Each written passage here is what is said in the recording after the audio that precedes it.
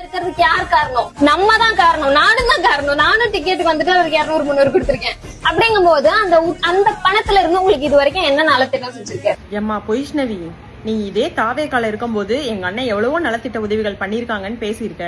இன்னைக்கு அப்படியே மாத்தி பேசுற. நீ மாத்தி பேசலாம், ஆனா அந்த உதவிகளை வாங்கினவங்க யாரும் மாத்தி பேச போறது கிடையாது தானே. அவரோட ஃபர்ஸ்ட் படம் நாளைய தீர்ப்புல வந்த வருமானத்துல நிறைய பேருக்கு அவர் அரிசி வாங்கி கொடுத்தாரு. அந்த அரிசியை வாங்கி பயனடைஞ்சாங்க பாரு, அவங்க அதை பேட்டியா கொடுத்துருக்காங்க.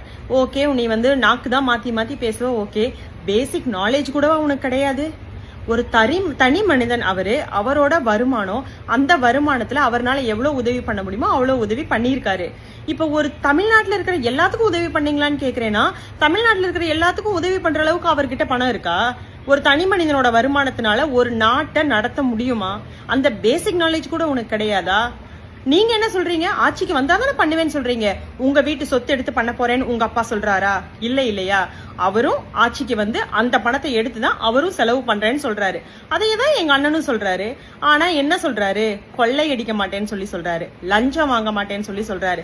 அது எல்லாம் இல்லாம நல்லதா பண்றேன்னு சொல்லி சொல்றாரு, மக்களுக்கு நல்லதா மட்டுமே பண்றேன்னு சொல்லி சொல்றாரு. அதெல்லாம் உன் காதுல கேட்கலையா? தேவையில்லாம ஒருத்தர் மேல கரிய தூக்கி போடுறோன்றதுக்காக உன் மேலேயே நீ போட்டுக்கிற. ஏன்னா உனக்கு சின்ன பேசிக் நாலேஜ் கூட இல்லாம பேசிட்டு இருக்க.